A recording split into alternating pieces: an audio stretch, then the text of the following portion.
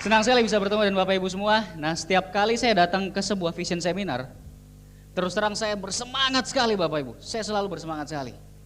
Kenapa Bapak Ibu? Saya membaca di banyak sumber. Di berbagai buku, orang-orang sukses mengatakan bahwa ternyata rahasia utama kesuksesan adalah antusiasme. Semangat Bapak Ibu. Anda tahu, Jack Welch, CEO dari General Electric GE, mengatakan hal itu. Walter Chrysler, pendiri Chrysler Corporation, produsen Mercedes-Benz, mengatakan hal yang sama Bapak Ibu. Winston Churchill, Perdana Menteri Inggris, mengatakan hal yang sama. Ted Turner, pemilik CNN, mengatakan hal yang sama. Bukan cuma semangat, bukan cuma antusiasme, tapi semangat yang berapi-api Bapak Ibu. Itu rahasia utama kesuksesan. Itu sebabnya buat Bapak Ibu, buat Anda yang pertama kali hadir ke acara ini, hampir semua pertama ya Bapak Ibu, pertama kali Vision Seminar, santai saja. Mungkin Anda kaget melihat begitu banyak orang yang bersemangat, begitu banyak orang memberikan aplaus, begitu banyak orang tersenyum, tertawa dan seterusnya. Santai saja Bapak Ibu, Anda ikut aja, Anda ikut semangat, karena kalau Anda semangat, Anda juga bisa sukses berikutnya. Terima kasih. Baik Bapak Ibu, perkenalkan, nama saya Rizky Kanata, lahir di Makassar 25 tahun yang lalu. Sebetulnya ini bukan pertama kali saya ke Padang. Saya lahir di Makassar, ayah saya asli Sulawesi Selatan, ibu saya asli Minang. Dari Bukit Tinggi, jadi setengah pulang kampung sebetulnya gitu ya. Walaupun saya jarang sekali ke Padang dan Bukit Tinggi. Terus terang saya beruntung sekali saya lahir di keluarga yang berada. Sejak saya lahir orang tua saya udah berkecukupan, dua-duanya pekerja keras. Ayah saya pekerja keras, ibu saya pekerja keras, dan saya belajar banyak dari beliau berdua. Mereka tidak pernah mengajari saya untuk bekerja keras, tidak pernah mengajari saya untuk kamu rajin belajar dan seterusnya, tapi saya melihat teladan dari mereka Bapak Ibu. Saya melihat mereka mencontohkan dengan teladan. Itu sebabnya saya sudah mengerti yang namanya bekerja keras sejak kecil, contoh dari orang tua saya. Saya waktu SD termasuk yang cukup rajin belajar, saya biasanya hampir selalu masuk 5 besar, 3 besar. Nah tapi di samping itu, saya juga selain cukup rajin belajar juga cukup nakal juga Bapak Ibu. Saya waktu SD suka berkelahi, sebetulnya kalau mulai duluan jarang, tapi kalau ditantang nggak nolak, jadi hampir-hampir sama. Saya sering berkelahi waktu SD, nah tapi suatu ketika saya kena batunya, biasanya saya menang kalau berkelahi. Tapi saya kena batunya tiba-tiba waktu saya kelas 3 SD, ada seorang teman saya yang, waduh ini orang besar sekali, bedanya dengan saya beratnya sekitar 15 kilo Bapak Ibu. Waduh besar sekali. Saya kena batunya, dia tiba-tiba memukul saya dan saya nggak bisa apa-apa. Saya cukup babak belur waktu itu, tapi saya sama sekali tidak menangis. Malah saya dalam hati pikir, aduh kok saya bisa kalah sama dia. Jadi saya memang orangnya seperti itu dari dulu, nggak mau kalah. Nah itu kira-kira waktu masa kecil seperti itu. Nah saya masuk SMP juga masih di Makassar, SMP juga saya tetap berimbang gitu ya, cukup rajin belajar tapi cukup main juga kemana-mana. Nah saya suka sekali olahraga. Waktu SMP saya senang main basket Bapak Ibu, saya hobi banyak olahraga, salah satunya waktu SMP paling sering main basket. Sampai akhirnya ketika saya selesai SMP, ternyata nilai EPTANA saya cukup bagus. Orang tua saya, beliau berdua menawarkan saya, gimana kalau kamu SMA di Bandung? Ayah saya menawarkan. Saya tentu saja menerima Bapak Ibu. Kapan lagi ya bisa kabur dari orang tua gitu ya. Biasanya waduh nggak bisa keluar malam dan seterusnya. Jadi oke, saya mau sekali. Akhirnya saya ke Bandung, saya masuk SMA di Bandung. Nah di sana saya belajar banyak. Saya ketemu banyak teman-teman yang dari berbagai suku, macam-macam ya, dari seluruh Indonesia. Dan saya senang sekali bertemu banyak teman baru. Nah waktu SMA, awalnya cukup rajin belajar, prestasi masih bagus. Itu salah satu SMA yang terbaik katanya di Bandung gitu ya, SMA negeri. Masih masuk 3 besar juga. Tapi lama-lama saya pikir, waduh ini ngapain saya rajin belajar gitu, mumpung masih SMA main. Akhirnya saya putuskan oke, saya mulai banyak main waktu itu. Santai-santai, tapi ketika mulai kelas 3, saya baru ingat Bapak Ibu, apa tujuan saya datang ke Bandung. Impian saya yang pertama adalah saya ingin lulus masuk Elektro ITB waktu itu. Karena ayah dan ibu saya kedua-duanya kebetulan juga Elektro ITB. Saya ingin sekali masuk dan akhirnya saya putuskan oke, saya mulai belajar rajin. Nah waktu SMA itu saya suka sekali main bola. Sejak kelas 1, saya sering sekali main bola Bapak Ibu. Seminggu bisa berapa kali, maniak lah bisa dibilang seperti itu gitu ya. Nah waktu SMA juga saya kenalan dengan seorang wanita. Nah, ini awalnya saya lihat-lihat ya curi-curi pandang dulu gitu ya. Lama-lama tergila-gila juga. Akhirnya saya mulai coba kenalan. Teman saya mendesak semua, ayo kamu, masa nggak berani dan seterusnya gitu ya. Saya memang pemalu sebetulnya aslinya. Jadi saya paling pemalu sama cewek terus terang. Tapi dipaksa-paksa sama teman-teman saya ada yang bilang, kamu tahu nggak ada 2 tipe cewek kata dia. Ada yang maunya kalau nyatainnya cepet, ada yang maunya lama. Nah gimana kalau dia yang maunya nyatainnya cepet? Lama-lama dia nggak mau loh kalau kelamaan gitu ya. Waduh saya pikir betul juga. Kita kan belajar dari orang yang udah sukses. Akhirnya saya nyatain Bapak Ibu, saya baru sekitar 10 hari kenalan. Ya saya sih udah kenal dia lama, cuma mungkin dia baru kenal saya gitu ya, beda kelas soalnya. Saya nyatain dan jawabannya kita temanan aja ya katanya. Jadi saya ditolak Bapak Ibu, terus terang itu cukup menyakitkan. Apalagi saya punya banyak teman, kita suka ngumpul rame-rame ya, jadi saya jadi bahan obrolan gitu ya. Tapi saya tidak menyerah, karena saya memang ya suka. Jadi akhirnya saya lakukan terus, saya tetap istilahnya pendekatan terus. Akhirnya setelah setengah tahun, lebih bahkan, baru saya berani nyatain yang kedua. Dan akhirnya diterima juga. Jadi Bapak Ibu, Anda yang belum punya pasangan, yang datang ke seminar ini hari ini, tidak rugi. Sudah tahu kan, salah satu kunci sukses punya pasangan, ngotot tanpa menyerah.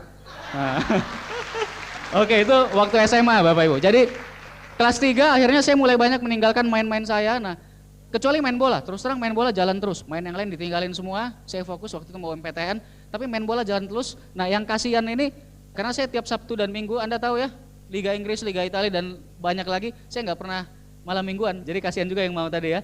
Tapi ya itu kira-kira gambaran saya waktu SMA. Nah, kemudian ternyata hasil kerja keras saya berbuah. Saya lulus masuk Elektro ITB, saya gembira luar biasa karena bagaimanapun itu impian saya.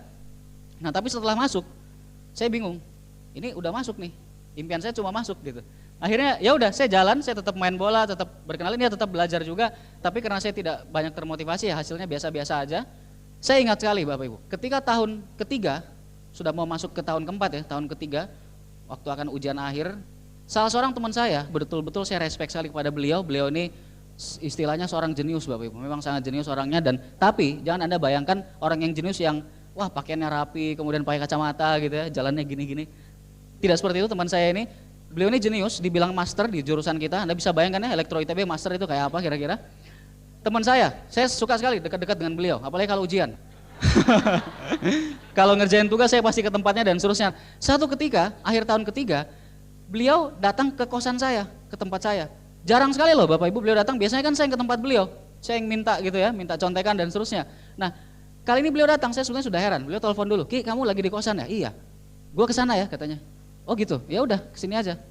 Datang, pas datang beliau bilang, "Ki, ini gue lagi jalanin bisnis, ada bisnis bagus sekali. Nah cuma kayaknya bagus kalau kamu pelajari dulu lah. Ada buku yang bagus banget, judulnya The Cash Flow Quadrant," kata dia. "Kamu baca deh." Orang ini memang luar biasa sekali Bapak Ibu. Karena pintarnya mempromosikan, saya akhirnya jadi cari sendiri bukunya. Biasanya kan kita minjemin ya. Ini luar biasanya saya disuruh beli sendiri gitu. Akhirnya saya beli sendiri, saya baca dan memang luar biasa. Menurut saya buku itu sangat fenomenal. Waktu dulu belum terlalu lama keluarnya ya, baru sekitar setahunan, barangkali setahun 2 tahun, paling lama juga. Saya baca dan saya baru sadar ternyata. Waktu kuliah saya santai-santai aja karena saya tahu begitu saya lulus kuliah, saya sudah akan mewarisi perusahaan orang tua. Kebetulan orang tua saya punya sebuah perusahaan dalam bidang konstruksi kelistrikan. Cukup besar juga, saya pikir ngapain saya capek-capek, saya nggak akan kerja juga, saya akan mewarisi. Nah tapi setelah saya baca buku itu, saya baru tahu Bapak Ibu, bahwa saya sama sekali tidak aman. Di buku Cash Flow Quadrant saya mengerti bahwa ada 2 pola kerja manusia, dan di pola kuadran kiri istilahnya, di situ dikatakan yang bekerja sehari-hari sebagai karyawan, employee, maupun yang menjalankan bisnisnya, tapi masih terlibat dengan bisnisnya, itu dianggap tidak aman. Masih barter waktu dengan uang Bapak Ibu. Saya pikir, oke, perusahaan dari segi penghasilan cukup besar, tapi kalau ayah saya misalkan tidak bekerja lagi, terjadi apa-apa mungkin sakit keras, saya pikir kami sama sekali tidak aman. Tidak seorang pun yang bisa menggantikan beliau. Saya baru kaget sekali setelah baca buku, saya baru sadar bahwa ternyata ada pola kedua, kuadran kanan, di mana di situ dikatakan kalau kita benar-benar ingin kebebasan finansial, kita perlu membangun sebuah aset. Terus saya baca buku itu, saya lihat ada 3 aset dibahas, sebuah corporate yang ada sistem, tapi biasanya butuh waktu lama ya, puluhan tahun, sebuah bisnis franchise, satu lagi network marketing. Saya terus terang sangat terinspirasi saat itu. Saya pikir saya harus bangun aset yang mana nih. Saya selesai baca, tidak lama kemudian, kira-kira mungkin seminggu 2 minggu setelah merekomendasikan buku tadi, teman saya datang lagi Bapak Ibu. Nah kali ini dia datang ke kosan saya, terus dia cerita. Sekarang gue jelasin bisnis yang gue cerita. Luar biasa memang ya. Beliau jelaskan, terus terang saya mendengarkan, saya sangat memperhatikan waktu itu. Dan beliau jelaskan bisnis Tiansi. Saya kaget sekali waktu lihat, loh ini ada satu peringkat passive income, bahkan ada sharing internasional kalau Bronze Line dan seterusnya. Terus terang saya waktu itu sangat tertarik Bapak Ibu, sangat tertarik. Apalagi ada BMW dan seterusnya. Tapi saya setengah tidak percaya, saya tanyakan ke beliau, beliau bilang ini benar, sudah banyak yang dapat di luar negeri, bahkan di Indonesia, ini sudah ada beberapa orang yang dapat. Saya kaget sekali Bapak Ibu, saya percaya sekali kepada beliau, jadi saya bilang, oke, bisnisnya bagus, saya pelajari dulu ya, saya tertarik terus terang. Tapi saya pelajari dulu ya, akhirnya beliau meminjamkan beberapa brosur, buku dan sebagainya, beliau pulang. Setelah dipinjamkan saya baca sedikit-sedikit, terus saya masukkan ke laci. Nah setelah itu Bapak Ibu, saya udah lupa bisnisnya, biasa ya manusia. Nah tapi teman saya ini memang orangnya pintar sekali lah. Beliau banyak belajar rupanya selama menjalankan. Setelah kira-kira seminggu 2 minggu beliau kontak saya, beliau mengundang saya ke satu acara yang namanya OPP Bapak Ibu. Open Plan Presentation. Beliau mengundang saya ke OPP, beliau bilang OPP-nya ini hari Minggu Ki. Hari Minggu jam 4, lu usahakan on time. Terus saya bilang, loh ini Minggu kan ada pertandingan bola, saya bilang antar jurusan. Saya kan gak pernah lewat yang kayak gitu, aduh saya gak bisa datang deh kayaknya. Main bolanya itu kalau kita mulai nanti jam 3, biasanya molor-molor dikit malah mulainya. Saya gak bisa datang. Teman saya bilang, udah pokoknya kamu usahain selesai main bola langsung kejar ke sana. Oh ya udah. Akhirnya main bola, selesai main bola itu kira-kira sudah hampir jam 5 Bapak Ibu. Saya cepat-cepat karena saya memang sudah janji. Oke lah pokoknya saya datang, saya bilang. Saya pulang ke rumah cepat-cepat mandi, cepat-cepat berangkat ke gedung pertemuan tadi.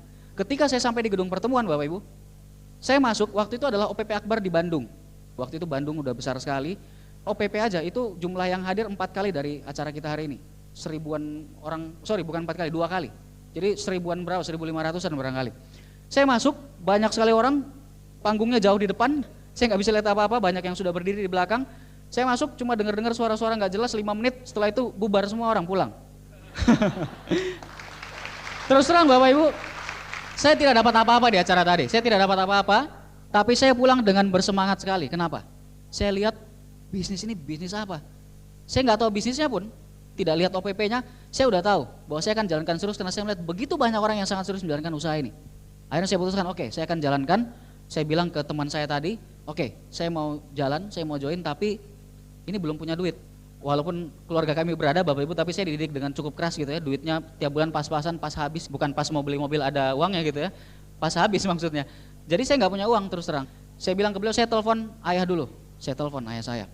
Saya telepon, saya coba jelaskan bisnis ini, tapi orang tua saya tidak mengerti Bapak Ibu.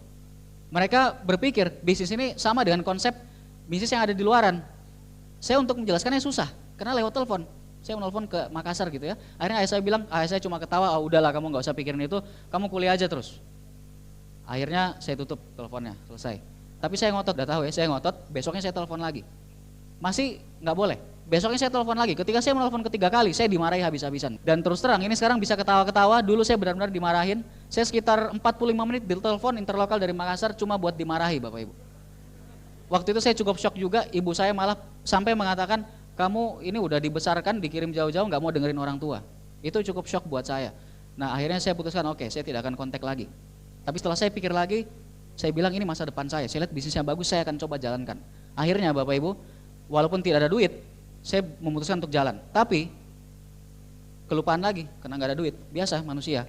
Kemudian akhirnya teman saya datang lagi, beliau datang lagi ke kosan, beliau cerita, udah kamu join aja, pokoknya entah nawarin produk ke orang atau minjem duit atau apapun, join lah, ini bisnisnya bagus. Saya bilang oke, saya join, kebetulan saya punya saving sekitar 500 ribuan, tapi saya akan langsung bintang 3 saya bilang, saya akan cari yang butuh produk. Saya serahkan ke mereka dan hasilnya luar biasa, banyak sekali yang sembuh. Ada yang sakit saraf kejepit tulang ya di belakang, sudah lama bertahun-tahun, ke dokter harus operasi, orangnya takut, pakai produk Tiansi, kalsium dan Vitality waktu itu hasilnya istimewa, sebulan hilang Bapak Ibu, bungkuk-bungkuk hilang. Banyak lagi kesaksian yang lain, jadi saya pikir wah ini luar biasa. Tapi saya belum menjalankan bisnisnya Pak. Waktu saya mau menjalankan bisnisnya, saya bilang ini kita mau ujian akhir naik ke tingkat 4, saya fokus dulu deh, nanti setelah ujian. Akhirnya ujian, setelah ujian teman saya datang lagi Bapak Ibu, Anda bisa hitung udah berapa kali ya. Setelah ujian beliau kontak saya lagi, udah Ki, udah selesai kan ujiannya, yuk kita jalan yuk. Terus saya bilang, waduh kamu kayak nggak tahu aja, ini kan bulan Juni, mulai Piala Dunia nih sekarang. Juni 2002 waktu itu Piala Dunia dan saya tidak akan melewatkan satupun pertandingan. Jadi saya bilang nanti deh setelah Piala Dunia saya mulai jalan. Teman saya mau nggak mau beliau nerima gitu ya. Ya udahlah, beliau memang sabar sekali orangnya. Saya nonton Piala Dunia, ketika mulai masuk perempat final, pertandingan mulai sedikit. Saya akhirnya mulai berpikir, saya udah join nih. Ini masih ada waktu kosong, masih liburan. Kenapa saya nggak jalanin? Akhirnya saya putuskan Bapak Ibu saat itu saya mulai jalan. Belakangan saya baca di sebuah buku bahwa waktu yang tepat Anda tidak akan pernah punya. Waktu yang tepat Anda buat sendiri Bapak Ibu. Saya pikir kalau saya waktu itu tidak menjalankan, akhirnya selesai liburan masuk kuliah, saya akan mulai tahun terakhir kerjakan TA lebih sibuk lagi. Kalau saya nunggu selesai TA, saya lulus, saya akan cari pekerjaan. Masuk pekerjaan kan biasanya sibuk dulu gitu ya. Atau malah saya balik ke Makassar barangkali. Jadi tidak pernah ada waktu yang tepat. Akhirnya saya putuskan saya jalan. Presentasi saya 1-2 kali, yang pertama dibantu oleh teman saya. Nah, saya perkenalkan dulu, beliau ini orangnya luar biasa sekali. Beliau sangat sabar, saya banyak sekali belajar dari beliau, beliau teladan yang luar biasa. Mohon aplaus untuk sponsor saya, Bapak Seno Hadi. Nah, di awal Bapak Ibu saya jalan, saya mulai buat janji dengan teman saya, dibantu oleh Pak Seno presentasi 1 kali, 2 kali. Tapi setelah itu saya berpikir, wah Pak Seno ini bisnisnya udah besar. Waktu itu beliau sudah hampir bintang 5 Bapak Ibu. Saya pikir kalau saya nggak belajar, ya kapan lagi saya bisa berkembang. Beliau ini sibuk sekali. Akhirnya saya putuskan, oke, saya akan coba sendiri. Saya putuskan, saya mulai presentasi. Nah, presentasi yang pertama Bapak Ibu, karena saya nggak konsultasi dulu, saya langsung presentasinya home meeting. Langsung beberapa orang, 4 orang sekaligus. Dan Anda bisa tebak hasilnya, saya belum pernah melatih presentasi sebelumnya, langsung 4 orang, 3,5 jam. Dan Anda bisa tebak 3,5 jam itu kenapa? Karena debat-debatan. Teman-teman saya jelaskan, sebetulnya ada yang positif, cuma karena secara umum ada beberapa yang negatif, akhirnya semuanya negatif Bapak Ibu. Saya presentasi, menjelaskan bonus perkembangan, itu saya nggak tahu angkanya, saya cuma tahu 37% kali 500.000, saya hitung pakai kalkulator. Tapi karena saya maksain aja gitu, hasilnya negatif. Teman saya dari beberapa orang, 4 orang itu ada yang bilangnya, aduh kita kan udah sekolah tinggi-tinggi, ngapain ngerjain bisnis kayak gini, ini kan nggak perlu sekolah. Luar biasa ya. Kemudian ada juga 1 orang yang bilang begini Bapak Ibu, waduh ini gue udah mau ke Freeport nih, beliau udah mau TA, beliau jurusannya berbeda tapi sama-sama di kampus, beliau mau TA, gue mau ke TA di Freeport, di ujung sana, gue nggak mau mikirin. Yang satu lagi, ini sebetulnya orang yang positif, dulu sempat sekosan sama saya waktu SMA. Nah cuma ini beliaunya orangnya sukanya main gitu ya, wah naik gunung kemana-mana nggak jelas gitu. Beliau sebetulnya positif tapi karena yang lain negatif. Oh ya, yang satu lagi akan ke Kalimantan, jadi nggak mikirin juga. Karena yang lain negatif, akhirnya ya ikut biasa-biasa aja gitu. Akhirnya presentasi yang saya terus terang, waduh shock juga karena kebetulan teman-teman dekat. Tapi akhirnya saya putuskan, oke, saya akan coba ke yang lain. Nah saya mulai presentasi ke yang lain, 1 orang, 2 orang, hampir tiap hari saya presentasi Bapak Ibu. Banyak juga yang positif, tapi entah kenapa nggak ada yang join-join. Banyak yang positif. Akhirnya rekan saya tadi, Pak Seno, sponsornya, beliau mengatakan pada saya, Ki, ini ada acara namanya NDT, ini trainingnya sebulan sekali, kamu datang deh, kamu kan pas join waktu itu NDT-nya udah lewat, kamu datang, ini penting sekali. Saya ikut aja Bapak Ibu, saya datang. Nah di sana saya baru mengerti, ternyata selama saya menjalankan beberapa minggu usaha ini, saya melakukannya dengan salah. Di NDT saya diajarkan bahwa yang pertama, kita harus punya impian. Akhirnya saya cari impian saya, apa sih yang saya inginkan dari usaha ini? Saya tentukan impian saya. Nah setelah itu, kita harus buat daftar nama. Nah saya belum pernah buat daftar nama Bapak Ibu. Itu sebabnya ketika saya baru presentasi ke 10-15 orang, saya udah nggak tahu lagi siapa yang harus saya presentasi. Akhirnya saya mulai buat daftar nama. Saya bikin daftar 100 nama, 150 nama waktu itu, dan wah saya udah senang sekali, wah 150 nama nih banyak. 150 nama cukup banyak Bapak Ibu, tapi kalau saya diberi kesempatan mengulang bisnis sekali lagi, sekarang saya sedang menceritakan success story saya sedang menceritakan bestseller saya. Seandainya saya diberi kesempatan mengulang bestseller saya akan mulai dengan paling tidak 500 nama Bapak Ibu. Karena ternyata itu kunci kalau kita mau punya bisnis yang sangat-sangat besar. Saya akhirnya buat 150, saya mulai presentasi. Presentasinya pun saya buat janji Bapak Ibu. Kalau sebelumnya saya langsung datangin teman gitu ya, bawa bukunya langsung jelasin. Saya mulai buat janji dengan cara yang benar. Nah kemudian setelah buat janji ya jelas saya presentasi. Nah satu hal yang saya belum lakukan sebelumnya adalah follow up. Ternyata saya baru tahu ini orang-orang yang sudah dipresentasi saya belum follow up satupun. Belum saya ajak ke pertemuan juga. Akhirnya saya mulai oke deh saya coba follow up. Nah teman-teman yang sudah saya presentasi termasuk yang negatif tadi yang di awal, saya datangi satu-satu Bapak Ibu. Nah yang pertama saya datangi, beliau ini sedang akan membuka sebuah bisnis tambak. Dan modalnya kira-kira 2 juta. Waduh saya pikir harus cepat-cepat nih. Kalau enggak udah enggak join gitu ya. Saya datang ke beliau, saya cerita-cerita, saya ajak beliau, udah deh kamu pokoknya lihat aja, ini ada pertemuan bagus sekali namanya OPP, ayo kita datang dulu aja. Oke deh, gue lihat dulu katanya. Ketika OPP, beliau terlambat sekali Bapak Ibu.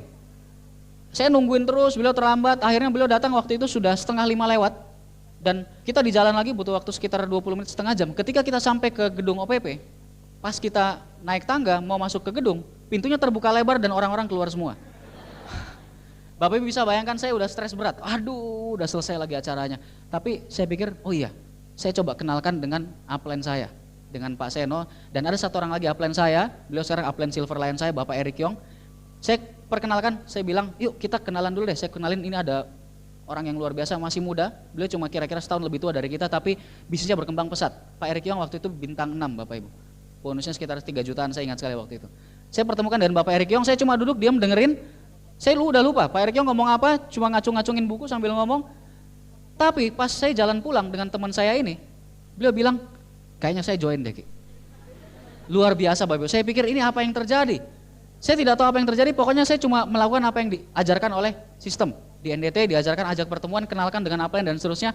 Teman saya akhirnya memutuskan join dan langsung bintang 3 Bapak Ibu. Dan beliau ini sekarang punya bisnis yang besar sekali di Bandung, di Lampung, dan berbagai kota lagi di seluruh Indonesia, di Jakarta, di Depok. Mohon aplaus buat Bapak Henrico Ganesha Putra. Bintang 7 sekarang. Nah, satu orang lagi, teman saya yang saya bilang suka main Bapak Ibu, yang kerjanya main dan seterusnya, saya follow up juga. Saya ajak ke OPP berkali-kali. Nah beliau ini karena suka main, kerjanya keluyuran. Tiap kali OPP nggak jadi datang, tiap kali diajak nggak jadi datang. Pernah satu ketika saya nelpon, teleponnya dimatiin dan seterusnya. Tapi saya nggak berhenti Bapak Ibu, saya sambil tetap presentasi yang lain, saya tetap follow up beliau, saya tetap ajak pertemuan juga. Akhirnya satu ketika saya bertemu sama beliau di tempat nongkrong tepat pada saat akan OPP. Kedapetan ya, udah saya giring aja, yuk OPP.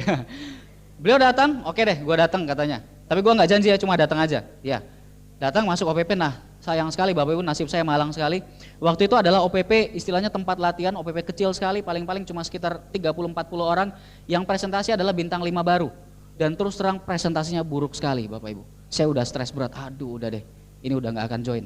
Nah tapi Anda tahu, setelah OPP selesai kita ngobrol-ngobrol, teman saya bilang, dia tadinya mau buka bisnis VCD, modalnya juga kira-kira 2 juta, aneh tapi nyata gitu ya. Dia bilang, saya join deh. Wah saya kaget, belakangan saya tahu Bapak Ibu, kenapa beliau join. Beliau bilang, itu yang bintang 5 di depan bicara aja, itu saya bisa lebih bagus ngomong dari dia, saya pasti lebih bisa. Luar biasa Bapak Ibu. Dan beliau sekarang punya bisnis yang sangat besar, masih sangat muda, punya bisnis yang sangat-sangat besar. Seorang bintang 8 di antara Bapak Ibu sekarang mungkin juga ada dari grup beliau. Mohon aplaus untuk Bapak Ruli Wahyudi. Nah Bapak Ibu, banyak hambatan yang saya temui, banyak hambatan, dan terus terang ada beberapa yang benar-benar membuat saya shock dan hampir berhenti menjalankan usaha ini. Saya terus melakukan presentasi, tentu saja banyak yang menolak Bapak Ibu, tentu saja banyak yang menolak, tapi banyak juga yang mau. Nah satu cerita lagi, saya bertemu dengan seorang teman, beliau ini teman SMA, kuliahnya udah beda, jurusannya beda. Mereka masih pacaran waktu itu, ini berdua, ada 2 orang. Tahu-tahu suatu ketika, beliau berdua datang ke saya, pas ketemu, beliau ngomong, Ki, kamu katanya lagi jalanin bisnis jaringan ya? Saya bilang iya, tahu dari mana? Oh dari anak-anak tuh, ada yang bilang dan seterusnya. Jelasin ke kita dong. Oke, akhirnya saya jelasin. Saya cerita, saya jelaskan waktu itu menjelang maghrib Bapak Ibu.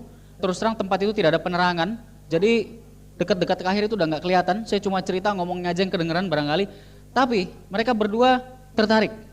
Nah mereka bilang oke, kita tertarik nih.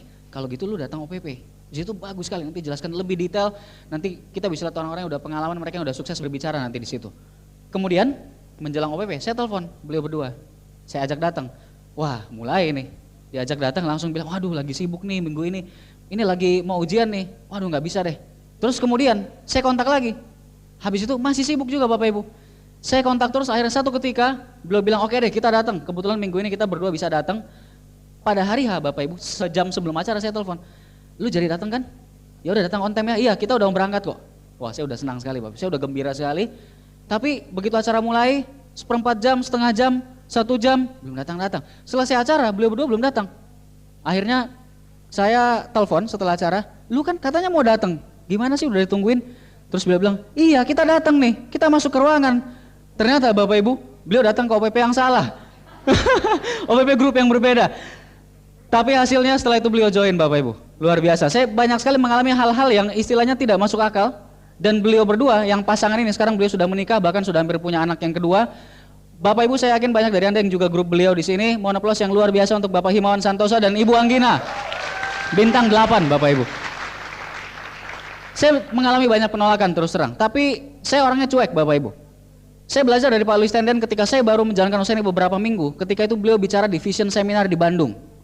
Waktu itu beliau bicara dan satu hal yang saya tangkap dari beliau, satu hal saya tangkap bahwa kunci sukses adalah antusiasme Bapak Ibu. Pak Louis bilang, Anda harus antusias. Kalau Anda antusias, antusiasme Anda akan menular. Itu sebabnya setiap kali saya presentasi, setiap kali saya membahas mengenai bisnis ini, saya sangat antusias. Sampai keluar naganya gitu. Apinya keluar Bapak Ibu. Sampai orang tidak bisa lagi. Saking antusiasnya, orang akan benar-benar tertarik Bapak Ibu. Dan ketika orang tertarik, Anda tinggal mengarahkan untuk datang pertemuan, mendengarkan kaset dan sebagainya. Antusiasme itu penting sekali. Kita bicara mengenai sebuah bisnis yang besar sekali Bapak Ibu. Saya percaya kalau orang tahu informasi yang benar mengenai bisnis ini, orang akan join. Saya percaya sekali itu. Sebabnya saya selalu antusias, saya selalu punya pengharapan yang tinggi. Walaupun seorang tadinya tidak interest, susah buat janji, saya tetap antusias Bapak Ibu. Saya tetap presentasi, saya tetap follow up, saya pinjamkan alat bantu, saya pinjamkan VCD, saya ajak lagi datang ke pertemuan. Hanya seperti itu aja. Karena saya tahu kalau orang sudah punya informasi, mereka akan tertarik sekali. Waktu saya mulai menjalankan usaha ini, waktu itu baru ada 13 BMW, masih sedikit ya, belum ada penerima kapal, pesawat dan sebagainya. Tapi saya sangat antusias. Bagaimana dengan Anda semua? Sekarang sudah ada 50 BMW lebih Bapak Ibu, belasan kapal dan pesawat dan 4 rumah mewah untuk Indonesia. Luar biasa saya pikir. Kira-kira kalau rekan Anda tahu bahwa yang punya bisnis ini, pemilik dari Tians Group, adalah orang nomor 2 terkaya di Cina, kira-kira bagaimana Bapak Ibu?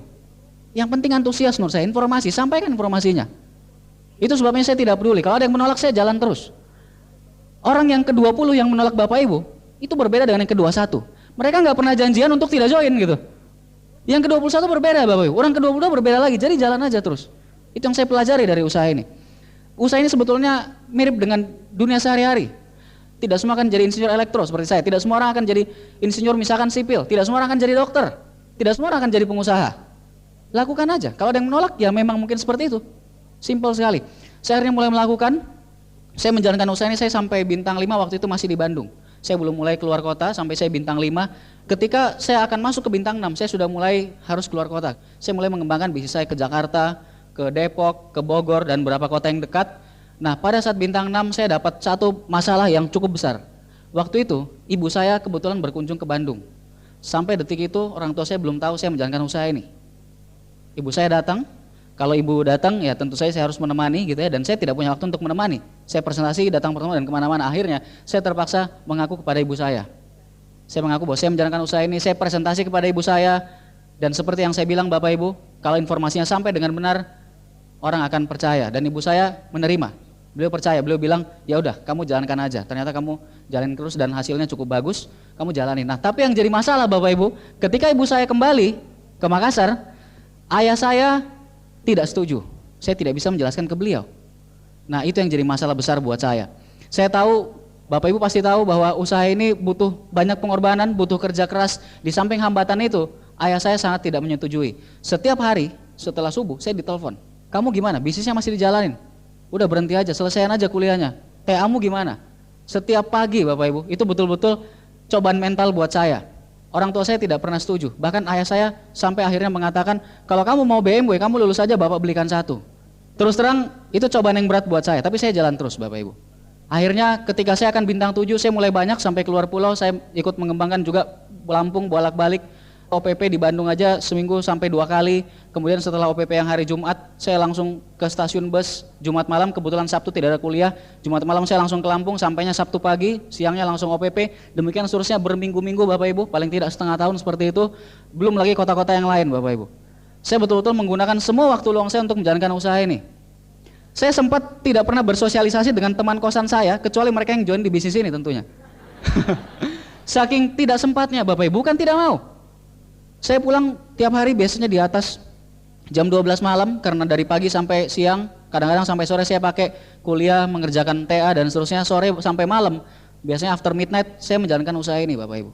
Setiap kali saya pulang ke kosan, saya masuk, saya buka kunci kosan, saya jalan masuk pelan-pelan supaya tidak mengganggu yang lain yang sedang tidur. Saya masuk ke dapur, saya masak Indomie, saya bikin susu karena tidak sempat makan malam. Tengah malam baru makan malam, saya naik atas kamar saya di lantai 3 membawa semua barang saya. Saya harus membawa barang dari pagi Bapak Ibu, semua jas saya, kemeja pengganti dan sebagainya, sejak saya mulai masuk ke kampus paginya, karena saya tidak sempat pulang ke rumah. Saya ingat bahkan sempat sekitar 2 bulan saya harus bikin nasi box Bapak Ibu, karena saking tidak sempatnya kalau saya meluangkan waktu makan, waktu khusus dan sebagainya tidak sempat. Saya bikin nasi box supaya saya bisa makan di mobil seringkali. Terus terang mungkin Anda berpikir berat, tapi menurut saya beratnya tidak terasa. Karena apa? Karena kalau kita bekerja keras, bisnis kita pasti akan berkembang Bapak Ibu. Kalau Anda bekerja setengah-setengah, nah itu yang biasanya jadi masalah. Itu sebabnya saya lakukan terus. Saya ingat sekali ketika saya sedang membangun Jakarta, tengah malam saya pulang, saya bawa mobil sendiri, karena besoknya harus masuk kuliah.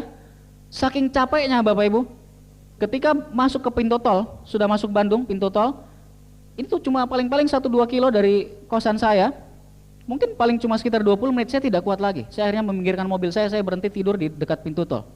Saya bangun ketika azan subuh, Bapak Ibu. Terus terang itu saat-saat yang berat. Tapi yang menarik Bapak Ibu, usaha ini walaupun Anda mengerjakan dengan sangat kerja keras, hasilnya juga pasti akan luar biasa. Pasti akan sangat-sangat luar biasa.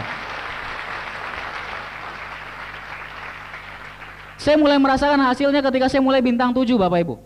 Ketika saya mulai bintang 7, saya baru sadar, loh, banyak kota yang saya tidak datangi lagi, yang saya tidak sempat berkunjung ke sana, bisnisnya terus berkembang. Saya baru sadar bahwa ternyata selama ini saya mengembangkan bisnis dengan sistem itu sangat-sangat berguna. Sistem mulai bekerja buat saya. Saya tidak datang ke Lampung, bisnis tetap jalan. Saya tidak datang ke Jakarta, saya tidak datang ke Depok. Saya meninggalkan Bandung, bisnis saya tetap jalan Bapak Ibu. Saya mulai merasakan hasilnya. Bahkan ketika saya akan bintang 8, saya mulai fokus sekali mengerjakan tugas akhir, bahkan sampai sekitar setengah bulan, itu saya tidak sempat keluar kota, saya hanya di Bandung. Tapi bisa tetap berkembang Bapak Ibu. Itu hasil dari kerja keras. Ketika bintang 8 akan mengerjakan TA, saya ingat sekali waktu itu saya didesak terus oleh orang tua saya, oleh ayah saya, disuruh menyelesaikan TA saya secepatnya. Karena saking tidak sempatnya mengerjakan TA, paginya, kadang-kadang kuliah ada tugas dan sebagainya, saya pernah setelah selesai presentasi, sekitar 2 minggu terakhir, pada saat akan sidang, itu saya jam 12 malam baru masuk ke lab, baru mengerjakan lagi, melanjutkan dan seterusnya. Selesai dini hari pulang ke rumah, besoknya paginya bangun lagi dan seterusnya.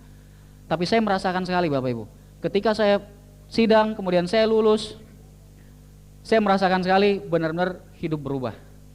Saya sudah lulus, ketika itu saya mencapai bintang 8 tepat beberapa minggu sebelum saya lulus Bapak Ibu. Jadi ketika saya lulus, saya benar-benar merasa plong. Saya mendapatkan impian saya memenuhi impian orang tua saya juga. Hasilnya benar-benar luar biasa. Saya mencapai bintang 8 waktu itu 14 bulan, kemudian bronze line sekitar 8-9 bulan berikutnya. Mungkin Anda pikir luar biasa Bapak Ibu, tapi ternyata semua kesuksesan itu dimulai cuma dari langkah-langkah yang kecil. Saya baca di sebuah buku dikatakan bahwa sukses itu bukan satu pekerjaan besar yang Anda lakukan satu kali Bapak Ibu. Tapi sukses ada pekerjaan-pekerjaan kecil yang Anda lakukan terus-menerus sampai Anda mencapai apa yang Anda inginkan. Itulah sukses Bapak Ibu. Kalau Anda ingin berangkat dari New York, Anda ingin berangkat ke Tel Aviv di Moskow, tapi Anda menyimpang sedikit 1 derajat ke selatan, maka Anda akan tiba di Tel Aviv di Israel Bapak Ibu. Anda mengerti maksud saya? 1 derajat di awal, kalau Anda lakukan terus menerus, itu akan memberikan arti yang luar biasa besarnya. Itulah bisnis ini. Saya belajar banyak mengenai prinsip-prinsip bisa sukses di usaha ini. Saya belajar bahwa yang pertama orang sukses harus miliki adalah mereka harus punya yang namanya sikap positif. Sikap positif yang paling penting menurut saya yang tadi antusiasme. Penting sekali. Bapak Ibu tahu, antusiasme itu artinya dari bahasa Yunani yang artinya adalah God in us, Tuhan di dalam kita. Nah, kira-kira Anda bayangkan, kalau ada Tuhan di dalam diri Anda, seperti apa Anda melakukan presentasi, Bapak Ibu? Seperti apa Anda bicara ke orang kalau ada Tuhan di dalam diri Anda? Itu yang namanya antusiasme. Dan hasilnya luar biasa sekali. Saya juga belajar sikap positif dari usaha ini bahwa kita harus banyak mau belajar. Sikap positif selanjutnya leadership Bapak Ibu. Saya belajar banyak sekali mengenai kepemimpinan. Saya belajar bahwa yang namanya leader adalah dia melakukan dahulu baru yang lain mengikuti. Terus terang ketika saya baru mulai menjalankan usaha ini, saya juga sempat berpikir bahwa benar nih saya mau menjalankan usaha ini, kelihatan akan menghabiskan banyak waktu. Sekali seminggu minimal saya harus datang ke OPP. Sekali sebulan minimal saya harus datang ke NDT. Sekali 2 bulan saya harus datang ke vision seminar. Saya harus melakukan presentasi beberapa kali, vola beberapa kali dalam 1 minggu. Saya punya waktunya enggak? Saya sempat berpikir seperti itu Bapak Ibu. Cuma akhirnya saya sampai pada satu kesimpulan, walaupun saya tidak menjalankan usaha ini, saya tetap harus melakukan kerjanya seorang bintang 8. Di luaran sana Bapak Ibu tetap harus bekerja keras. Tapi saya tidak dapatkan uangnya, saya tidak dapatkan passive income-nya. Saya putuskan saya akan jalankan usaha ini ketika itu. Saya juga punya ketakutan Bapak Ibu. Saya tahu bahwa bisnis ini tidak ruginya. Kita join, kita belanja, dapat produk yang bagus, kalaupun kita tidak jalankan bisnisnya tidak akan rugi. Sama sekali tidak rugi, produknya bahkan sangat-sangat bermanfaat untuk keluarga saya dan orang-orang di sekitar saya. Tapi saya tetap punya ketakutan, saya pikir bagaimana kalau seandainya saya tidak akan jadi bintang 8? Bagaimana kalau seandainya bahkan saya tidak akan sampai bintang 7, bahkan bintang 6? Bagaimana misalkan? Bagaimana dengan pengorbanan saya selama ini? Tapi kemudian saya membaca sebuah buku Bapak Ibu, Berpikir dan Ujian Besar, dan di buku itu dikatakan bahwa kalau Anda berpikir bisa, maka Anda pasti bisa. Luar biasa bukunya. Banyak orang yang membuat rencana masa depannya berdasarkan apa yang telah terjadi dulu dan berdasarkan kondisi dia sekarang Bapak Ibu. Banyak orang yang seperti itu sebabnya mereka tidak bisa berkembang. Ada sebuah kisah, ini kisah nyata Bapak Ibu, seorang yang bernama Roger Bannister. Pada tahun 1950-an, 1954 kalau saya tidak salah, tidak ada seorang pun atlet lari di dunia yang bisa berlari sejauh 1 mil dalam waktu kurang dari 4 menit. Tidak ada satu orang pun Bapak Ibu. Semua atlet mengatakan itu mustahil, kita sudah coba tidak akan bisa terpecahkan. Bahkan sains Bapak Ibu, dokter mengatakan bahwa struktur tubuh manusia, struktur syarafnya, struktur tulangnya, struktur ototnya, kapasitas paru-parunya itu tidak bisa membuat seorang manusia bisa berlari 1 mil dalam waktu kurang dari 4 menit. Dokter mengatakan seperti itu, sains mengatakan seperti itu. Tapi ada seorang pelari yang bernama Roger Bannister, dan dia pun cuma seorang pelari universitas. Dia percaya bahwa dia bisa, dan dia terus berlatih terus, dan akhirnya Bapak Ibu, benar sekali Roger Bannister bisa memecahkan rekor itu. Nah, kira-kira kalau Anda adalah seorang Roger Bannister, ketika sains mengatakan tidak bisa, apakah Anda akan melakukannya terus? Bisnis ini sudah begitu banyak orang yang sukses. Kenapa Anda masih berpikir bahwa Anda tidak bisa, Bapak Ibu? Mudah sekali, tinggal ikuti sistem. Mudah sekali. Bapak Ibu, terus terang, saya melihat Padang punya potensi yang sangat besar. Saya nggak sabar akan ke Padang. Hati-hati Bapak Ibu. Anda memiliki potensi yang sangat-sangat besar. Jadi rahasianya apa? Jangan melihat ke belakang, jangan melihat kondisi Anda sekarang, tapi cukup buat keputusannya, tentukan apa yang Anda inginkan, dan saya yakin Anda pasti akan berhasil. Dan satu hal yang luar biasa Bapak Ibu, satu hal yang luar biasa sekali, dari cerita tadi, setelah Roger Bannister memecahkan rekor tadi, dalam 2 tahun setelah terpecahkan, ada 125 pelari yang bisa memecahkan rekor tadi. Luar biasa. Kenapa? Karena Roger Bannister telah melakukannya. Bapak Ibu, yang kedua, saya belajar bahwa kalau kita ingin sukses, kita harus bisa melihat peluang di balik suatu masalah, bukan masalah di balik peluang. Banyak orang yang cuma melihat masalahnya, mereka tidak melihat peluangnya. Banyak orang yang peluangnya sudah luar biasa bagus, yang dilihat masalahnya Bapak Ibu. Gimana kalau gini, gimana kalau gitu, dan seterusnya. Ada satu kalimat yang bagus dari Pak Suprato, penerima BMW dari Jakarta. Beliau mengatakan, orang sukses adalah orang yang selalu punya kelebihan satu cara, dan orang gagal adalah orang yang selalu punya kelebihan satu alasan. Bedanya cuma sedikit. Orang sukses adalah orang yang selalu berpikir ke hasil, result oriented. Saya belajar bahwa sukses is a journey. Sukses adalah sebuah perjalanan. Sukses adalah sebuah proses Bapak Ibu. Di usaha ini saya tidak mengenal lagi kata gagal. Saya tidak mengenal lagi kata gagal. Kalau saya jatuh, saya akan bangun lagi. Usaha ini tidak akan konflik dengan pekerjaan Anda, tidak akan konflik dengan kuliah Anda, kalau Anda menjalankan dengan sistem Bapak Ibu. Kalau sampai konflik, berarti mungkin Anda belum menjalankan dengan sistem yang benar. Banyak sekali rekan kita yang bisa membuktikan. Bahkan saya melihat banyak rekan-rekan saya, mereka yang menjalankan usaha ini sambil bekerja, ternyata mereka di pekerjaan juga menjadi lebih sukses. Saya sendiri setelah menjalankan usaha ini, ketika saya kuliah, tahun terakhir adalah tahun di mana nilai-nilai saya paling bagus, karena saya belajar banyak nilai dari bisnis ini. Saya belajar bagaimana manajemen waktu, saya belajar bagaimana bersikap positif, saya belajar yang namanya leadership, saya belajar yang namanya integritas, saya belajar yang namanya people skill. Dan itulah yang disebut intangible value. Nilai yang tidak kelihatan, tapi bisa memberikan hasil kepada hal-hal yang terlihat Bapak Ibu. Bisnis ini luar biasa sekali. Saya pernah baca sebuah buku, di situ dikatakan, dig your well before you're thirsty. Gali sumur air sebelum Anda haus. Coba jalankan usaha ini walaupun Anda belum membutuhkannya Bapak Ibu. Jangan tunggu ketika Anda membutuhkannya. Sudah akan berat sekali. Ketika saya pertama mengenal konsep bisnis ini, saya pelajari, saya langsung merasa membutuhkannya saat itu. Karena apa? Bisnis ini menawarkan kebebasan finansial dan kebebasan waktu. Luar biasa sekali. Anda tinggal pilih. Kalau Anda mau sukses, lupakan alasan. Kalau Anda mau alasan, Anda bisa lupakan sukses Anda selamanya. Berpikir melihat peluang bukan masalah. Saya juga belajar bahwa orang sukses, poin ketiga, adalah mereka selalu mau belajar kepada yang lebih sukses. Ini penting sekali. Pertama kali saya melihat bahwa ketika ada seorang pemenang, tidak ada yang kalah, itu di bisnis ini Bapak Ibu. Sejak kecil saya melihat setiap pertandingan olahraga, setiap kali ada yang berprestasi, pasti ada yang nomor 1, ada yang nomor sekian. Ada yang menang, ada yang kalah. Dimanapun Bapak Ibu, ketika ada yang menang, pertandingan olahraga, atau di sebuah prestasi, katakanlah ranking di sekolah, ada yang kalah. Tapi di usaha ini luar biasa. Di usaha ini semuanya bisa menjadi pemenang, cuma masalah waktu. Menurut Anda kenapa setiap kali ada bintang 6 baru, bintang 7 baru yang naik ke depan, kita begitu bersemangat? Karena justru kita tahu Bapak Ibu, begitu ada yang sukses lagi, kita akan semakin sukses. Itu sebabnya di usaha ini, orang yang sudah sukses, mereka benar-benar mengajarkan ilmunya sepenuhnya. Anda tidak akan menemukan hal itu di tempat lain. Kalau Anda di kantor, Anda tidak akan diajari oleh seorang rekan Anda yang sudah lebih sukses benar-benar seutuhnya. Karena apa? Kalau Anda juga sukses, mungkin bisa menggeser posisi dia. Kalau Anda di sebuah usaha konvensional juga sama. Tidak mungkin Anda minta resep sukses kepada pesaing Anda, betul? Di usaha ini terbalik Bapak Ibu. Tapi itu yang membuat kadang-kadang orang tidak menghargai. Istilahnya kalau bahasa Sundanya take it for granted. Kadang-kadang kita pikir upline saya pasti bantu saya. Dia pasti bantu saya supaya dia juga bisa sukses. Kita tidak menghargai. Nah, saya belajar di usaha ini bahwa ini bisnis kita sendiri Bapak Ibu. Anda bisa lebih sukses dari upline Anda. Itu sebabnya saya selalu menghargai setiap kali saya bisa dibantu, setiap kali saya diberi waktu untuk konsultasi, saya lakukan. Karena saya tahu, tinggal dibalik cara berpikirnya. Kadang-kadang orang berpikir, aduh upline saya kan masih bintang 5, saya santai aja, pasti dibantuin. Kenapa Anda tidak balik? Kalau upline Anda bintang 6, kenapa Anda nggak bintang 7 Bapak Ibu?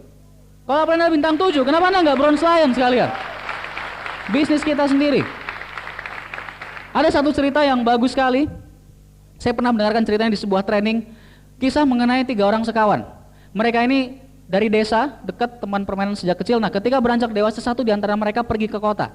Nah, setelah bertahun-tahun, belasan tahun, teman yang dari kota akhirnya pulang. Dan mereka gembira sekali, nostalgia. Teman dekat, akhirnya mereka putuskan, yuk kita main lagi, kita nostalgia. Kita main-main di danau yuk, yang tempat kita main dulu. Oke, besok kita mancing di danau itu. Mereka akhirnya memancing, besoknya di atas perahu di tengah danau. Ketika hari menjelang siang, satu orang di antara mereka bilang, aduh, gua lapar nih, belum sarapan tadi. Gue pulang dulu ya. Kebetulan di rumah gue ada istri gue tadi masak ayam goreng, gue makan dulu. Yang lain bilang oke. Nah, si orang desa ini dia melangkahkan kakinya keluar perahu dan kemudian ting ting ting ting ting ting ting jalan di atas air Bapak Ibu. Cikung, ginkang, ilmu meringankan tubuh. Teman yang dari kota melongo, hah? Ini apa yang terjadi dengan teman saya, kata dia. Dia kaget sekali. Tidak lama kemudian yang tadi balik lagi, ting ting ting ting ting ting ting, naik ke atas perahu, mancing lagi. Nah, ketika siang teman yang satunya yang dari desa juga bilang, aduh gue lapar nih, boleh nggak gue ke rumah lu minta ayam goreng sama istri lu? Ya udah, langsung aja ke sana, kan udah kenal. Oke, temannya melangkahkan kaki keluar perahu, kemudian das, lebih cepat lagi Bapak Ibu, ginkang lagi sampai ujung. Teman yang dari kota udah, wah stres berat, luar biasa dia pikir, ini ilmu sihir teman-teman saya. Nggak lama kemudian temannya balik, naik perahu lagi. Nah sebetulnya si orang kota ini udah lapar Bapak Ibu, tapi dia tahan, karena aduh gue kan nggak bisa ini. Dia tahan, akhirnya nggak tahan juga, jebol juga. Ketika menjelang sore, aduh gue kayaknya mau minta makan juga deh ke rumah istri lu, boleh nggak? Ya udah langsung aja. Teman yang dari kota ini melangkahkan kakinya keluar perahu, kemudian jeblos Bapak Ibu, dia tenggelam. Nah temannya yang berdua buru-buru cepat-cepat menolong dia, menarik dia keluar dari air, kemudian mengeringkan tubuhnya, dan mereka langsung bilang, aduh sorry, kita yang salah, kita lupa ngasih tahu kepada kamu di mana letak batunya. Bapak Ibu, kalau Anda merasa sulit menjalankan usaha ini, masalahnya cuma satu, Anda belum tahu letak batunya. Itu sebabnya kita menjadikan sistem unicorn supaya Anda bisa menjalankan bisnisnya dengan benar. Seringkali banyak orang melihat orang sukses itu luar biasa, ilmu sihir, magic, Pak Louis Tendian begitu hebat dan seterusnya. Anda cuma belum tahu letak batunya Bapak Ibu. Itu sebabnya disediakan satu sistem yang benar-benar bisa membantu Anda mengembangkan bisnis Anda. Di usaha ini saya belajar banyak sekali dari upline saya, Bapak Eric Yong, upline Silverline saya.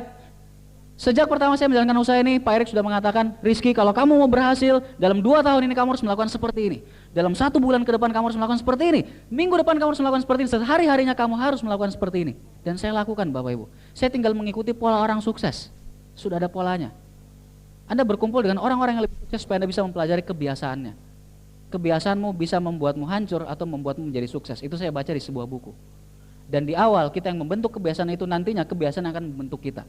Jadi belajarlah dari orang yang sudah lebih sukses. Itu prinsip yang ketiga. Kemudian Bapak Ibu, yang keempat, nah ini terus terang yang berat sekali. Anda yakin mau mendengarnya? Yang keempat adalah orang sukses butuh pengorbanan. Ini yang paling berat. Dan terus terang dari semua pengorbanan, yang paling berat adalah ego. Seringkali ironi kehidupan, ketika kita menginginkan penghasilan, kita seringkali harus mengorbankan dulu. Ketika Anda menginginkan waktu yang banyak, seringkali Anda harus mengorbankan lagi waktu luang Anda yang tinggal sedikit. Itu ironinya Bapak Ibu, tapi nantinya akan datang terus lebih banyak. Itu saya dapatkan dari usaha ini. Pengorbanan paling besar adalah ego. Buat saya sulit sekali yang namanya penolakan. Saya orangnya koleris itu tidak mau kalah. Kalau ada orang yang tidak setuju, paling tidak bisa dengar Bapak Ibu. Tantangan berat buat saya ketika melakukan presentasi. Tapi saya belajar untuk lebih baik, dan saya tahu bahwa di bisnis ini Anda tidak mungkin menghindari penolakan. Kalau orang yang menolak lebih banyak, artinya lebih banyak orang yang akan join juga. Saya belajar untuk mengatasi ego. Mungkin Anda berpikir, aduh gimana nih, nggak keren nih, orang nyangkanya kita jalanin bisnis yang nggak jelas. Karena mereka belum tahu informasinya. Kalau Anda berpikir untuk mengesankan seseorang, mungkin Anda perlu pikir lebih lanjut Bapak Ibu. Coba Anda pikir siapa teman dekat Anda, atau siapa keluarga dekat Anda, mungkin tante Anda yang paling dekat sama Anda, om Anda yang paling dekat sama Anda, atau mungkin malah saudara Anda. Saya tanya Bapak Ibu, hari ini sudahkah Anda berpikir mengenai mereka? Mungkin belum. Sebetulnya orang juga jarang berpikir mengenai kita, jadi buat apa dipikirin? Orang lain seringkali tidak peduli Bapak Ibu. Kalau Anda sukses, Anda dapat BMW, Anda punya passive income, orang lain tidak peduli sebetulnya. Apalagi kalau Anda gagal Bapak Ibu, mungkin lebih tidak peduli lagi. Masa depan kita adalah urusan kita sendiri. Mungkin orang yang bilang bahwa, aduh kamu gak usah jalanin seperti itu dan seterusnya, kira-kira kalau nanti Anda kesulitan, Anda mau membiayai pendidikan anak Anda, kira-kira mereka mau bantu Bapak Ibu? Belum tentu, mungkin mereka cuma bilang kasihan. Masa depan kita di tangan kita sendiri. Itu yang saya pelajari dari usaha ini. Ada sebuah cerita Bapak Ibu mengenai dua orang sahabat dekat, mereka ini sekantor. Setiap makan siang mereka selalu makan sama-sama, si A dan si B. Nah, si B ini setiap kali makan siang itu selalu mengomel. Setiap kali buka bekalnya, dia ngambil makanannya terus bilang, aduh roti isi kacang lagi, bosan deh makan. Akhirnya temennya nggak tahan juga, si Pak A akhirnya suatu saat nanya ke Pak B, lu kalau nggak suka roti isi kacang, kenapa nggak minta aja ke istri? Minta dibuatin yang lain, roti isi sosis kayak, roti isi telur, atau minta nasi. Kemudian temannya melihat ke dia, Pak B ini, dan Pak B bilang, kamu ini gimana sih? Ini kan saya sendiri yang buat. Bapak Ibu, banyak orang yang mengomel terus setiap hari, mengomel terus tapi terus melakukan hal yang sama Bapak Ibu. Kalau Anda mengharapkan hasil yang berbeda dengan terus melakukan hal yang sama, itulah yang disebut definisi kegilaan. Yang bilang bukan saya. Yang bilang buku Bapak Ibu. Banyak sekali buku mengatakan hal seperti itu. Dan salah satu yang bilang adalah Albert Einstein, manusia abad ke-20. Manusia yang sangat jenius, dia mengatakan hal yang sama. Einstein mengatakan, Anda tidak akan bisa mengatasi suatu masalah yang Anda buat dengan pola pikir yang sama ketika masalah itu terjadi. Anda mengerti? Kita harus mau berubah. Kalau Anda mengharapkan hasil yang berbeda, lakukan hal yang berbeda. Nah, di usaha ini, setiap kali gagal, saya diberitahu oleh upline saya, kalau kamu jatuh sekali, kamu bangkit satu kali lebih banyak. Kalau kamu jatuh sekali, bangkit satu kali lebih banyak. Dan saya artikan di kepala saya Bapak Ibu, kalau saya jatuh satu kali, saya akan bangkit 5 kali lebih banyak. Mudah sekali. Tidak sulit sama sekali Bapak Ibu. Kadang-kadang Anda harus bekerja keras, betul. Kadang-kadang Anda harus bekerja keras, Anda harus berkeringat, kadang-kadang kita harus menangis kadang-kadang. Tapi oke, nggak masalah. Anda jalankan saja sistemnya. Suatu saat Anda akan merasakan hasilnya yang sangat-sangat luar biasa. Semua orang bekerja keras Bapak Ibu. Apakah Anda tahu seorang perenang nasional yang bisa berprestasi masuk ke tingkat nasional, apa yang dia lakukan sehari-hari? Sejak masih kecil, sejak mereka masih SD, seringkali sebelum subuh, sebelum masuk sekolah, mereka harus nyemplung dulu ke kolam Bapak Ibu. Berlatih 1-2 jam, setelah itu mereka pergi sekolah, masuk sekolah, ini masih kecil, masih SD. Setelah pulang sekolah, mereka harus nyemplung lagi ke kolam sorenya, tidak bermain-main dengan temannya. Malamnya seperti biasa, belajar dan seterusnya, besok paginya terus-menerus seperti itu setiap hari. Perenang nasional Bapak Ibu. Susi Susanti yang kata orang hebat sekali, kata pengamat bulu tangkis, susah sekali mendapatkan orang seperti dia nantinya. Mungkin dari 1 dari 10 ribu. Anda tahu Susi Susanti sejak SD itu berlatih bulu tangkis seharinya belasan jam Bapak Ibu. Setiap hari. Dan ketika dia sukses kita bilang dia jenius. Apakah Anda tahu Tiger Woods, pegolf yang paling kaya sekarang di dunia? Tiger Woods itu sehari latihannya 1000 bola Bapak Ibu. Ketika dia sudah capek memukul, dia berhenti sejenak, kemudian dia melanjutkan lagi 1000 bola. Anda tahu Saraset, seorang pebiola terkenal abad lalu, dikatakan jenius oleh semua pengamat musik, dikatakan luar biasa. Tapi dia mengatakan begini, saya berlatih 14 jam sehari selama 37 tahun, dan ketika saya di posisi ini orang mengatakan saya jenius. Edison menemukan banyak sekali hak paten, sampai 1000 lebih hak paten, kita satu pun enggak, sangat luar biasa. Orang mengatakan dia jenius. Edison pun mengatakan bahwa yang namanya sukses itu adalah 1% bakat dan 99% kerja keras. Semuanya kerja keras Bapak Ibu. Semuanya kerja keras. Saya pernah baca juga cerita mengenai seorang pegulat olimpiade. Si pegulat olimpiade ini begitu dikagumi, ketika dia menjelang pensiun dia ditanya oleh reporter. Reporter nanya, wartawan nanya ke dia, selama Anda menggeluti bidang ini, apa hal yang paling Anda tunggu-tunggu, yang paling mengesankan, yang paling Anda inginkan? Sang pegulat bilang begini, yang paling saya tunggu-tunggu adalah hari ketika latihan ditiadakan. Bapak Ibu mengerti maksudnya? Semua orang sukses tahu bahwa pengorbanan itu perlu sekali Bapak Ibu. Pengorbanan itu dibutuhkan. Anda tidak harus suka apa yang Anda lakukan sekarang. Bapak Ibu pikir saya senang bicara di depan Bapak Ibu sekarang? Bapak Ibu pikir, apakah Anda senang berada di sini? Mungkin tidak. tapi butuh pengorbanan. Banyak hal yang tidak saya sukai dari usaha ini. Saya paling malas ngomong Bapak Ibu, saya tidak suka bicara. Saya tidak suka kenalan dengan orang baru. Dulu kalau Anda tahu setiap kali berkumpul dengan teman, saya mungkin yang paling sedikit berbicara. Saya lebih banyak mendengarkan Bapak Ibu. Tapi di usaha ini saya tahu itu perlu, saya belajar untuk melakukannya lebih baik dan lebih baik lagi Bapak Ibu. Sukses butuh pengorbanan bagaimanapun juga. Kalau Anda mau sukses, Anda perlu mengorbankan sesuatu. Yang kelima, untuk sukses kita perlu impian yang sangat kuat. Saya melihat orang-orang yang sukses, Pak Louis Tendean, Bapak Trisulo, Bapak Naga Sugara, dan seterusnya. Beliau itu punya impian yang sangat kuat. Anda pernah mendengarkan istilah mountain mover? Orang yang bisa menggerakkan gunung, Bapak Ibu? Menurut saya, impiannya Pak Louis bukan menggerakkan gunung lagi, tapi menghancurkan gunung. Beliau punya impian yang kuat sekali. Itu salah satu kunci kalau kita mau sukses. Kalau Anda berpikir bahwa di bisnis ini Anda bisa mendapatkan 500 ribu, 1 juta sebulan, mungkin itu yang Anda dapatkan. Tapi kalau Anda pikir bahwa Anda bisa mendapatkan puluhan juta, ratusan juta, Anda juga bisa mendapatkan itu di usaha ini. Saya belajar untuk tidak menawar, karena saya tidak ingin impian saya ditawar. Anda ingin impian Anda ditawar, Bapak Ibu? Jangan menawar, lakukan saja kerjanya, mudah sekali. Gold Lion, Diamond, Freedom, itu adalah sebuah kebebasan dan sangat mahal harganya, sangat mahal. Sangat mahal, Bapak Ibu. Tapi terus terang di usaha ini kita membayarnya sangat-sangat murah. Bayangkan kalau Bapak Ibu, 1 tahun lagi, Anda punya penghasilan 2 kali dari penghasilan Anda saat ini. Apakah Anda mau menjalankan usaha ini? Bagaimana kalau 1 tahun lagi penghasilan Anda sama dengan penghasilan Anda saat ini, tapi Anda tidak perlu masuk kerja? Apakah Anda mau menjalankan usaha ini? Bagaimana kalau penghasilan Anda nanti 1 tahun lagi 5 kali lebih banyak dari penghasilan Anda saat ini? Bagaimana kalau 10 kali lebih banyak? Bagaimana kalau 100 kali lebih banyak, Bapak Ibu? Apakah tidak berharga untuk dijalankan? Sangat berharga, Bapak Ibu. Bayangkan kalau nanti 1-2 tahun ke depan, setiap kali Anda jalan-jalan kemanapun, ke mall, Anda bisa membeli barang yang Anda sukai. Ketika istri Anda, anak Anda ingin sesuatu, Anda bisa belikan buat mereka. Bayangkan kalau nanti 2 tahun lagi setiap kali Anda ingin pergi ke suatu tempat, Anda tidak perlu minta izin ke bos Anda, Bapak Ibu. Anda bisa pergi kemanapun, Anda tidak perlu pikirkan bisnis konvensional Anda, tidak perlu mikirin utang ke perusahaan, ke bank, dan sebagainya. Bayangkan. Bayangkan kalau 2 tahun lagi, Anda bisa kemanapun, jalan-jalan, kapanpun Anda mau dengan orang-orang yang Anda cintai. Bisnis ini berharga sekali terus terang, sangat-sangat berharga. Saya mendapatkan yang namanya kebebasan waktu, kebebasan finansial, dan satu lagi kebebasan pikiran, Bu. Saya tidak perlu khawatir, kalau saya tidak ingin bekerja besok, saya tinggal nangkring di rumah, saya bisa jalan-jalan. Saya tidak pusing dengan urusan utang, saya tidak perlu berurusan dengan bank, memikirkan perusahaan saya kalau punya utang dan seterusnya. Kebebasan pikiran itu mahal sekali, Bapak Ibu. Ada sebuah cerita, ini juga kisah nyata dan cerita ini luar biasa sekali menurut saya. Cerita ini diambil waktu sebuah maraton di New York. Waktu itu diikuti oleh ribuan orang tahun 1986. Kisah nyata. Ketika itu ada 3 orang yang sangat disorot oleh publik. Yang pertama, seorang yang bernama Gianni Poli. Gianni Poli seorang berkebangsaan Itali. Dia mampu menyelesaikan maraton tadi dalam waktu 2 jam lebih sedikit. Dan dia keluar sebagai juara 1. Orang kedua yang disorot adalah seorang yang bernama Eric Shore. Eric Shore menyelesaikan maraton tadi dalam waktu 12 jam lebih. 5 kali lebih lama, 6 kali lebih lama daripada Gianni Poli. Tapi Eric Shore adalah seorang penderita penyakit poliomyositis. Sebuah penyakit yang kalau Anda menggerakkan tubuh sedikit saja, itu akan sangat sakit. Susah sekali bergerak seperti seorang bayi.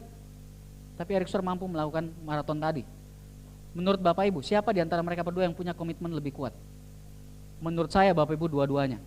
Karena mereka bisa mendapatkan impian mereka dengan kondisi apapun yang mereka miliki. Tapi ada satu orang lagi, ini orang yang ketiga, dan menurut saya yang ketiga ini adalah seorang inspirator yang luar biasa sekali. Yang ketiga ini bernama Bob Willan. Bob Willan mampu melakukan maraton sejauh 42 km dan dia tidak punya kaki, Bapak Ibu. Bayangkan Bapak Ibu, kita yang punya kaki saja tidak bisa lari sejauh 42 km dan dia mampu melakukannya dan dia tidak punya kaki. Lalu bagaimana dia melakukannya, Bapak Ibu?